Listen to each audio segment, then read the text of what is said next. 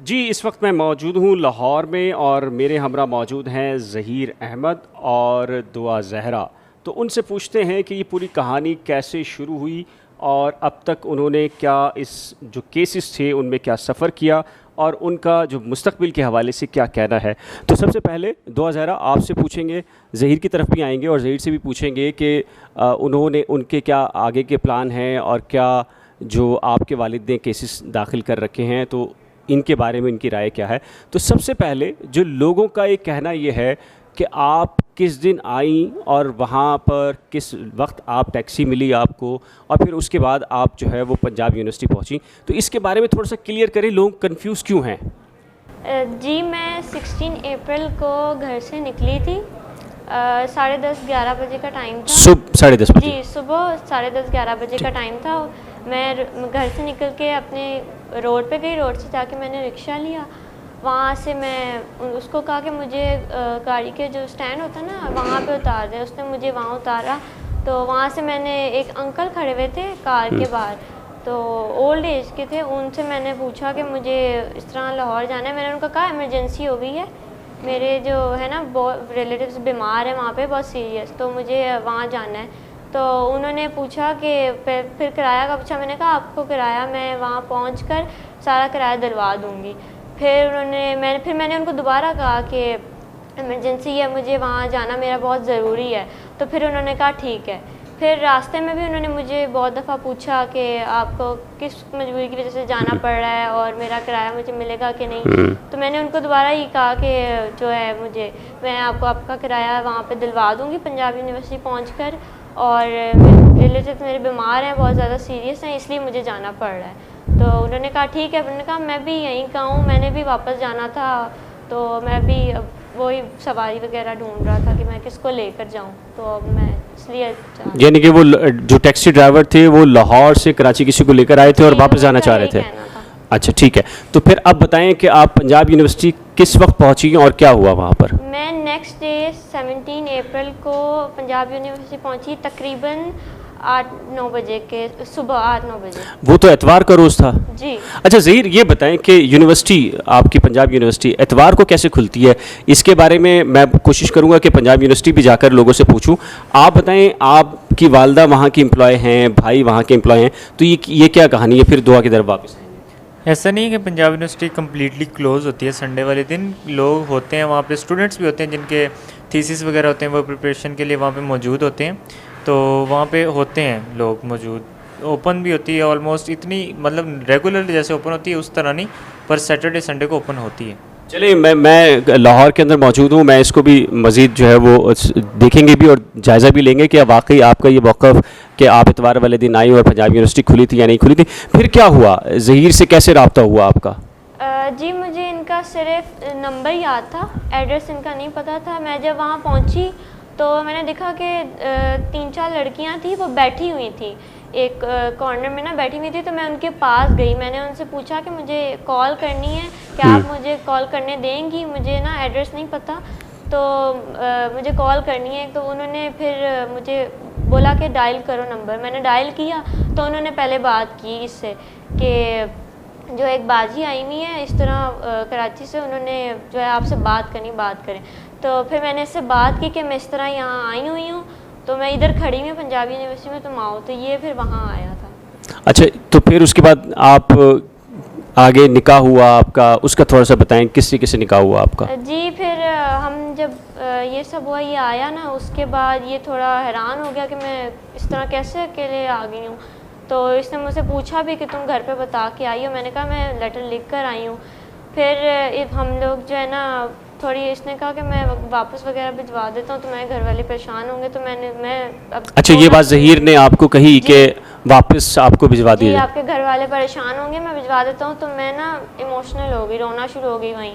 तो फिर इसने जो है ना कहा कि ठीक है, हम कुछ इसका हल कुछ करते हैं। तो फिर हम जो है ना हाई कोर्ट गए, राय साहब के ऑफिस, वहाँ जाके फिर हमारा उसी दिन निकाह हुआ था। अच्छा, ये बताएं, आपके जो प्रिंसिपल हैं जिस स्कूल में आप पढ़ी हैं, ब्रिलियंट एकेडमी, वो ये कहते हैं, मेरी भी उनसे बात हुई, मुजाहिद साहब नाम है ना उनका, लेकिन वो ये कहते हैं कि आप 3री क्लास तक पढ़ी और उसके बाद तो 3 साल से स्कूल नहीं आ रही थी, ये क्या माजरा है, इसमें क्या कन्फ्यूजन है। नहीं, आप क्या कोरोना की वजह से नहीं जाती रहीं या आप? मैं 3 साल पहले 7 क्लास में थी, उस वक्त कोरोना आ गया था तो स्कूल बंद हो गए थे। तो उसके बाद मेरे मामा पापा ने कहा कि अब कोरोना आ गया तो हम स्कूल नहीं भेजेंगे बच्चों को। ठीक है। तो उसके बाद से मैं स्कूल नहीं गई। कितने अरसे से आप स्कूल नहीं जा रही थी? 3 साल। 3 साल से स्कूल नहीं जा रही थी। अच्छा, आपकी जो कहा जाता है कि गली जो इतनी छोटी गली है, जी। आपके पापा ने ये कहा कि आप कचरा डालने वहाँ गई और वहाँ से एक थैली आपके साथ थी और वहाँ से आपको पता चला कि किसी ने किडनैप कर लिया। तो आप थोड़ा सा बताएं कि वेयर अबाउट अपनी गली का बताएं लोगों को कि क्या किस तरह की, क्या गुंजानाबाद गली है, क्या मोहल्ला है वहाँ पर? छोटी सी गली है, कोई इतनी आबाद भी नहीं है, बस नॉर्मल सी है। और मैं जो कचरा फेंकने वाली बात है वो तो सिर्फ मेरा एक बहाना था निकलने का, क्योंकि मैं वैसे भी मजबूर हो गई थी तो मुझे निकलना था घर से बाहर। तो मैंने कचरा फेंकने का जो बहाना बनाया और मैं बस फिर घर से बाहर निकल आई। ये बात ट्रू है कि आप कचरा फेंकने के लिए निकली थी? जी जी। तो फिर वहाँ से रिक्शा आपको फ़ौरन मिल गया था या कुछ? नहीं, आगे रोड पे जाके मैंने थोड़ा देखा तो वहाँ पे रिक्शे खड़े हुए थे। एक से पहले पूछा तो उन्होंने कहा नहीं, तो फिर दूसरे के पास गई तो फिर वो मुझे ले गए थे। अच्छा, आपके वालिद एक के बाद एक केस आपके वालिद कर रहे हैं। आप सिंध हाई कोर्ट में ही प्रोड्यूस हो गई हैं, फिर लाहौर हाई कोर्ट के अंदर भी हो गई हैं। अब नया एक केस और आ गया है जो जुडिशल मजिस्ट्रेट ने आपकी उम्र के बारे में कह दिया। ये उम्र का मामला क्या है? क्यों आपके वालिद ये कह रहे हैं? उनके पास सर्टिफिकेट भी हैं, हर चीज़ मौजूद हैं, लेकिन आप हैं कि नहीं मान रही कि आपकी उम्र 14 साल है? देखें, उन्होंने जो मेरी पेपर्स में उम्र लिखवाई हुई है ना, वो कम लिखवाई हुई है। ठीक है, जैसे हर माँ बाप करते हैं अपनी आपके बेटियों वालिद की। और वालदा की शादी कब हुई थी? मेरे वालिद और वालदा की शादी वो तकरीबन 2005 में वो कह रहे हैं। 2005 में ही हुई थी। तो आपकी पैदाइश? 2006। तो वो तो 2008 कह रहे हैं। उन्होंने कम लिखवाई हुई है ना, मैं वही कह रही हूँ कि अक्सर माँ बाप करते हैं अपनी बेटियों की उम्र या लड़कों की भी कम लिखवाते हैं, उनकी शादियों का और जॉब का मसला होता है। अच्छा, और भी कज़न हैं आपके जिनकी जिनकी उम्रें आपके बिल्कुल बराबर हैं? कौन हैं? थोड़ा सा बताएं, थोड़ा सा उनके बारे में। कैसे हम यकीन करें कि आपके जो वालिद हैं वो कह रहे हैं आप 16 की हैं, मतलब आपकी 2006 में पैदाइश हुई, आप 8 की कह रही हैं। तो कौन से कज़न हैं जिनकी आपके हम उम्र एज हैं? एक मेरी खाला है जिनकी शादी मेरी मामा की शादी के साथ ही हुई है, उसी दिन। अच्छा, उनका सगी खाला आपकी? जी जी। ठीक है। जो उनका जो सबसे बड़ा बेटा है ना, वो मेरी ही उम्र का है। क्या नाम है उनका? उसका नाम है आले मोहम्मद। अच्छा, तो वो आपकी एज का है? जी, वो भी 16 साल का है। वो भी 16 साल का है। आप भी कह रही हैं कि 16 साल की हैं। जी। तो अब आप, अच्छा दुआ, आपके वालिद मोहतरम ने एक बार फिर अदालत से रुजू किया है कि आपका मेडिकल करवाया जाए, और फिर सब लोग ये कह रहे हैं, मुख्तलिफ यूट्यूबर्स भी कह रहे हैं, कोर्ट ने भी कह दिया है कि आपका मेडिकल हो, तो इसका मतलब है आपको कराची वापस ले जाया जाएगा। तो क्या कहेंगी इसके ऊपर? देखिए, मेरा मेडिकल सिंध हाई कोर्ट में हो चुका है और मैं दोबारा कराची नहीं जाना चाह रही। क्यों नहीं जाना चाहती आप? मेरी और ज़हीर की जो जान को ख़तरा है बहुत ज़्यादा, हमें थ्रेट्स भी मिल रहे हैं, तो मैं इसलिए कराची नहीं जाना चाह रही। किस नौइयत के थ्रेट्स हैं? क्यों? इससे पहले भी तो आप गई हैं वहाँ पर? पहले भी गई हैं और तब भी हमें थ्रेट्स थे और अभी भी बहुत ज़्यादा थ्रेट्स हैं, मिल रहे हैं हमें थ्रेट्स कि हमें जान से मार दिया जाएगा। अच्छा, ये थ्रेट्स आपको दिए जा रहे हैं। अच्छा ज़हीर, थोड़ा सा अपने बारे में बताएं। लोगों का अभी आपके जो मैट्रिक और इंटर की डिग्री है उसके ऊपर बड़े एतराज़ आया है, तो क्या वाकई आपने जो आपकी डिग्री है वो जाली है?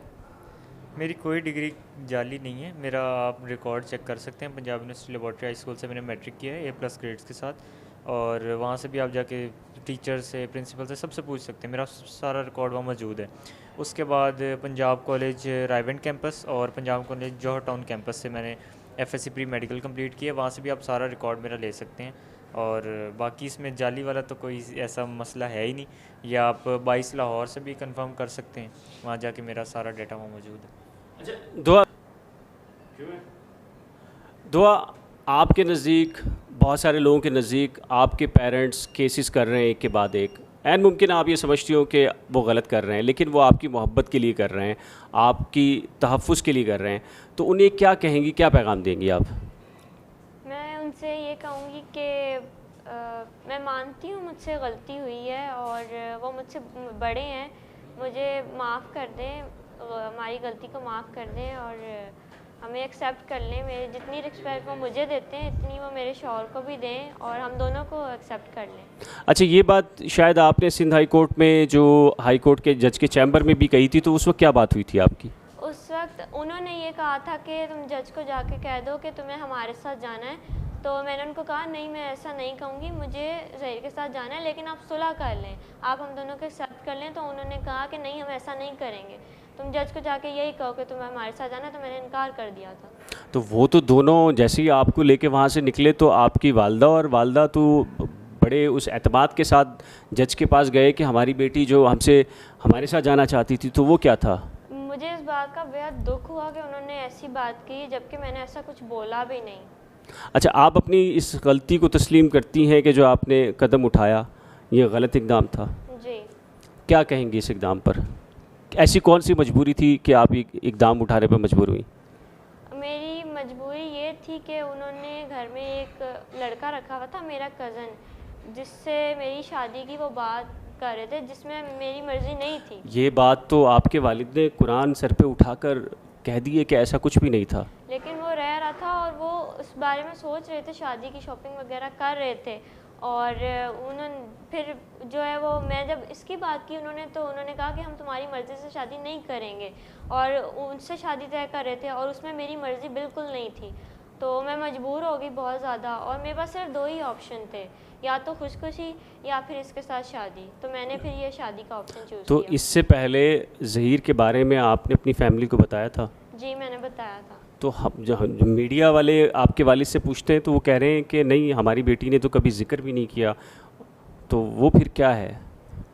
देखिए, मुझे ये नहीं पता कि वो क्यों ऐसा कर रहे हैं, मगर मैंने उनको कई दफ़ा इसके बारे में पहले भी बताया है।